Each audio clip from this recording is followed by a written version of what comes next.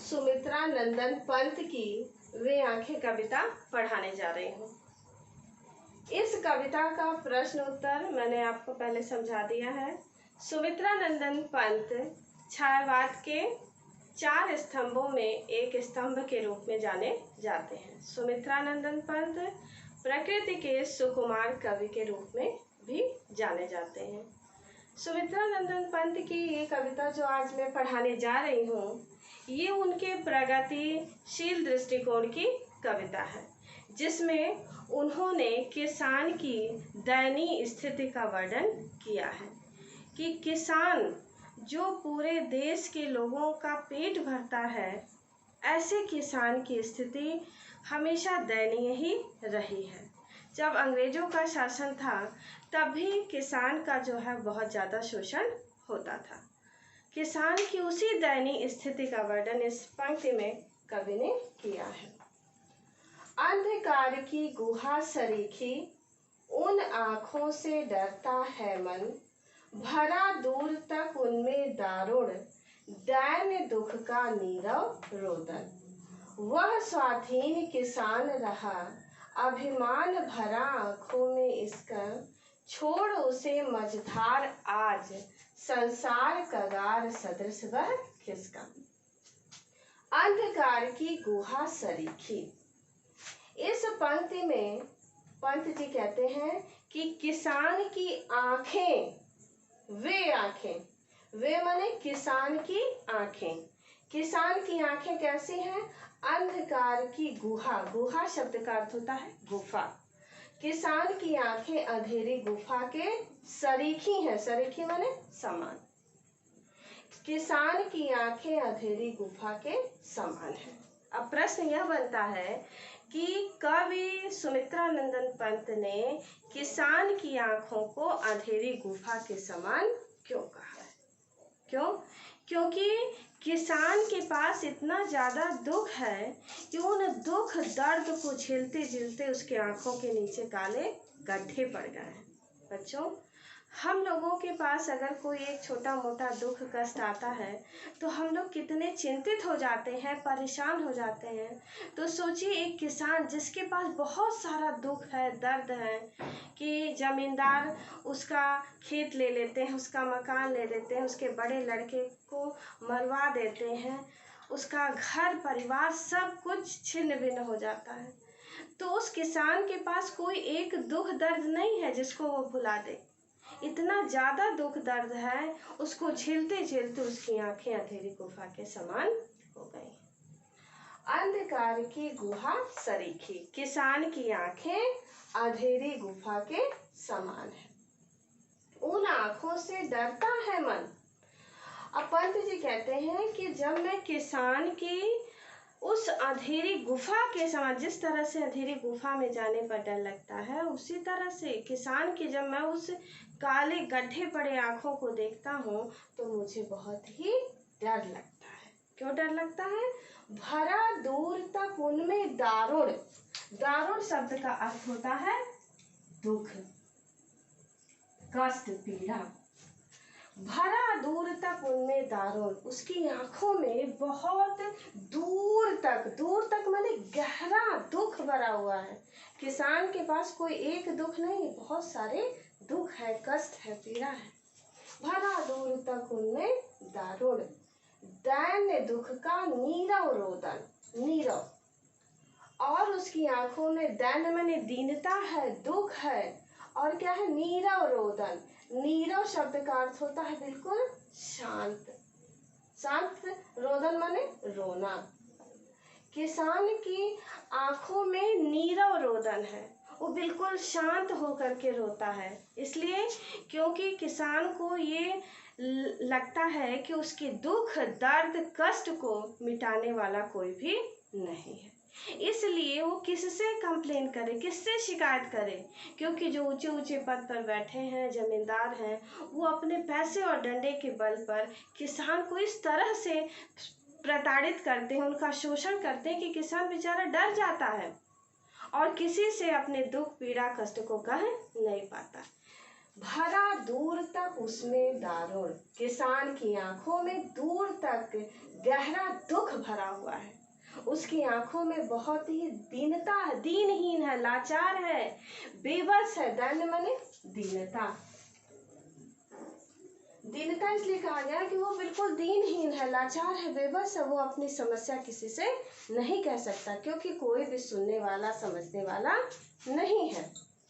और शांत होकर के नीरव रोदन, चुपचाप अकेले एकांत में बैठ करके वो रोता रहता है, परेशान है। उसको पता है कि मेरी समस्या को कोई सुनने वाला नहीं है। वह स्वाधीन किसान रहा। अब उस समय की बात कर रहे हैं जब किसान स्वाधीन, स्वाधीन मतलब स्वाधीन, स्वधन अधीन, जब वह अपने अधीन था, यानी उसके पास उसका अपना खेत था, अपना घर था, अपने बाल बच्चे थे, परिवार पूरा हरा भरा उसका परिवार था।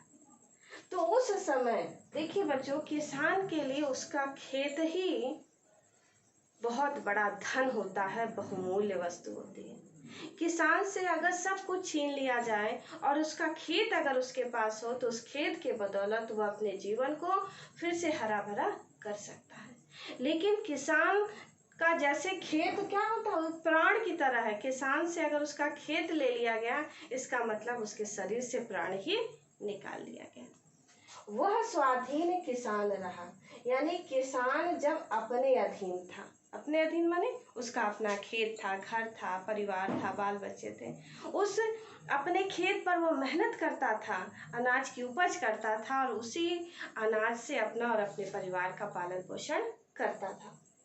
अभिमान भरा आंखों में इसके, तब उसकी आंखों में स्वाभिमान, अभिमान माने स्वाभिमान, उसको अपने ऊपर अभिमान था, गर्व था कि मैं अपने पैरों पर खड़ा हूँ, अपने पैसे, अपने खेत के बदौलत अपने परिवार को चला रहा हूँ।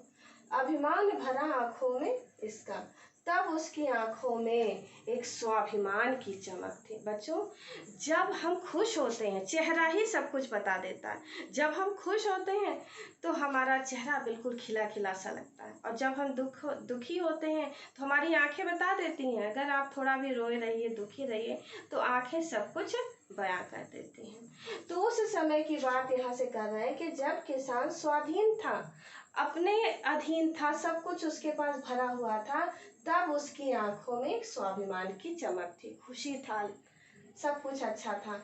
छोड़ उसे मझधार आज, मझधार माने बीच में, नदी के बीच में। ऐसा लगता है कि आज जब उसका खेत सब कुछ चला गया, उसका जमीन लोग हड़प लिए, मकान नीलाम हो गया, उसकी गाय भैंसे बैले जो भी थी सब लोग छीन लिए, उसकी पत्नी मर गई, उसका बेटा मर गया, सब कुछ उसका तबाह हो गया।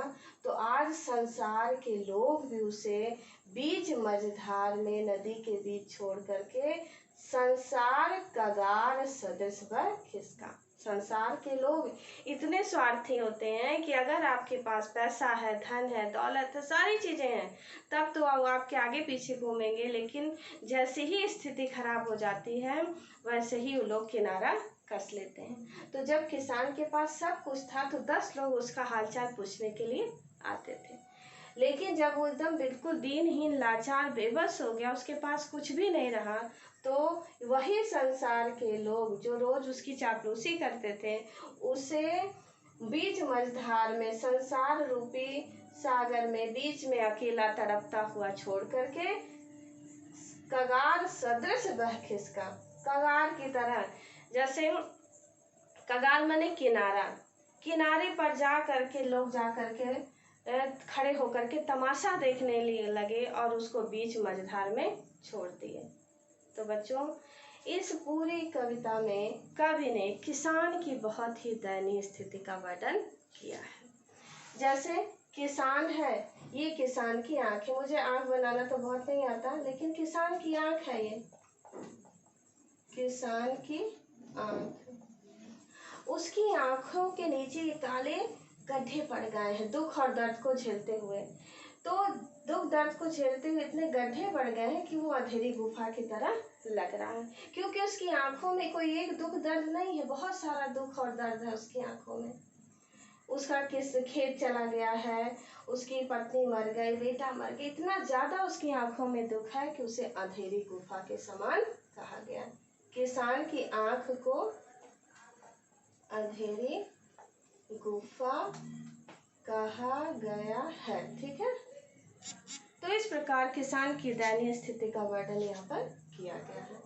अब इसके बाद आता है कला पक्ष या शिल्पगत सौंदर्य।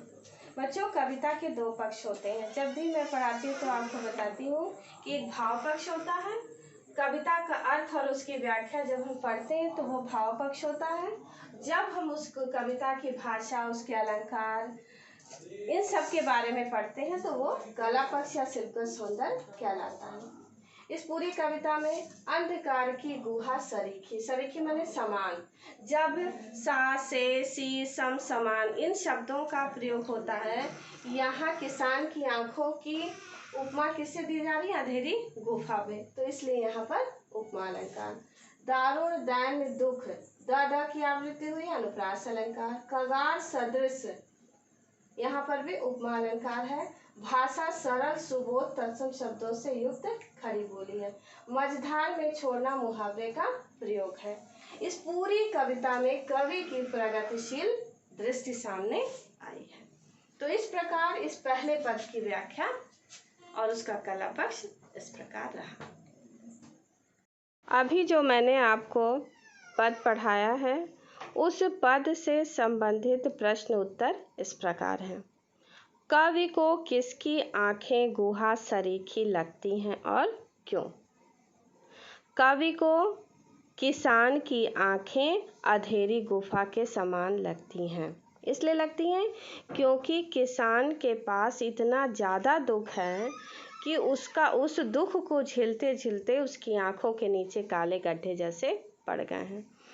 कवि जब उस किसान की दयनीय स्थिति को देखता है, उसकी आंखों को देखता है, तो वो अंधेरी गुफा की तरह लगता है और उससे उसको बड़ा भय होता है। ठीक है, कवि को किसकी आंखें गुहा सरीखी लगती हैं? किसान की। और क्यों लगती हैं? क्योंकि उसकी आंखों में बहुत ही गहरा दुख भरा हुआ है। किसान की आंखों में क्या क्या समाया हुआ है? किसान की आंखों में निराशा, घोर दीनता, शोषण, पीड़ा का मूक रोदन और चुपचाप गरीबी सहते जाना समाया होता है। अगला प्रश्न, वह स्वाधीन किसान रहा अभिमान भरा आंखों में इसके। इस काव्य पंक्ति में किसान के जीवन को कैसा बताया गया है? इसमें किसान के जीवन को ये बताया गया है कि जब किसान स्वाधीन था, स्व माने अपने अधीन, यानी उसके पास उसका अपना खेत था, अपना घर था, अपनी बैलें थी, उसका पूरा भरा पूरा परिवार था, तब उसकी आंखों में एक अभिमान था, स्वाभिमान की चमक थी, खुशी थी। तो इस पंक्ति के माध्यम से किसान के जीवन को भरा पूरा संपन्न बताया गया है। तब उस समय उसको सम्मान मिलता था, उसके पास जब पैसा था तो 10 लोग उसको पूछने वाले थे। किसान के अतीत और वर्तमान में क्या अंतर आ गया है? अतीत बहुत ही अच्छा था, संपन्नता से भरा हुआ उसका जीवन था, लेकिन वर्तमान में इस समय किसान के पास कुछ भी नहीं है। ना उसका अपना खेत है, ना उसका अपना घर है, ना उसकी बीवी है, ना उसका जवान बेटा। आप आगे की पंक्तियों में पढ़ेंगी तो उसमें बताया गया है कि किस तरह से जमींदार के जो कारकुन होते हैं अपनी लाठी से उस जवान लड़के को मार मार करके उसको मृत्यु के घाट पहुंचा देते हैं। तो किसान का अतीत स्वतंत्र एवं स्वावलंबी था, समाज में उसका सम्मान था, वह अपने खेतों से अन्न उपजाकर अपना तथा अन्य लोगों का पेट भरता था।